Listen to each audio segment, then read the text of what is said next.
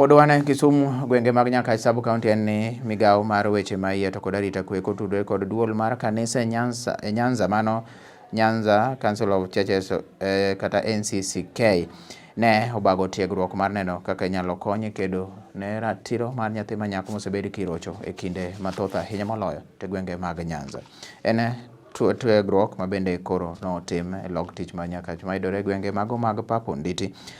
Kotele gi jalup County Commissioner Manyaka Jennifer Atieno wacho ni tiegruok nogono koro dhi konyo gi ahinya emomiyo jodolo kaachiel to kod jotelo mag loch nanga ne biro kanyachiel mondo mi gitudre kendo ka giloso kod jopiny kata gitudre gi jopiny to gine kaka ginyalo lipodego nyalo chopo kendo koro ked godo.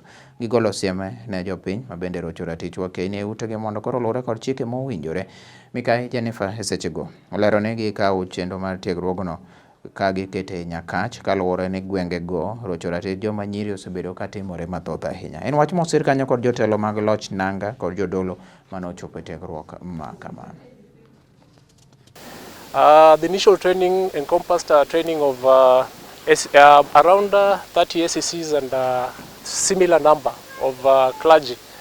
The aim of the initial training was so that they can be TOTs for other lower cadre ngaos.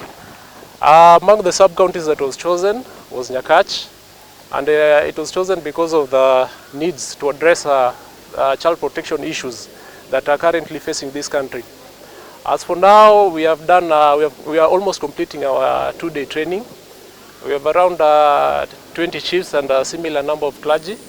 We are hoping to build on synergy or cooperation between the church and the government. We're also hoping to identify some of the solutions from the community that are key in addressing child protection issues. Protection is not a one-man show. Child protection requires a lot of stakeholders to be trained so that effective service delivery can be done to our children.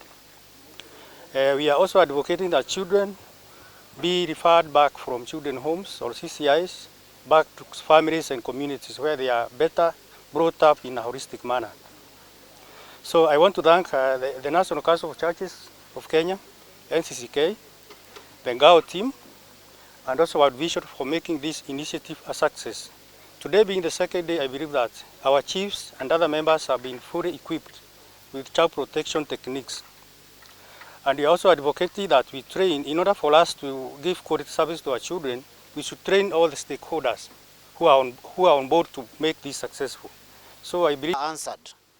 We have been praying and looking for opportunities where we will meet with the authorities of the government, those who are in charge of administration in the local grassroots levels, so that we can work together in the area of child protection.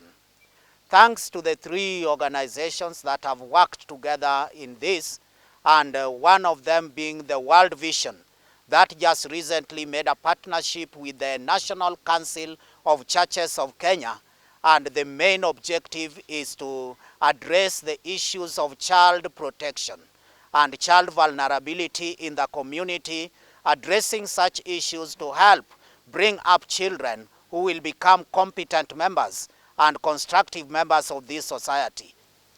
In Nyakach, we have had several cases of sexual assault on children, defilement, and these cases sometimes we don't, actually we lose the cases because of the procedures of the law. So this team here is being taken through the legal process of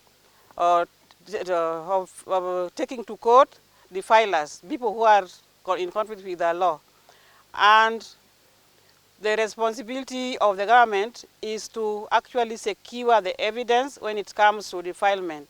Our children are vulnerable, and actually we lose those cases because of lack of evidence. That is why we have decided to now bring up more duty bearers or players on this field, so that we play together with the clergy, so that we get to curb the area, the scene of crime, and to be able to take to court the perpetrators of the crime.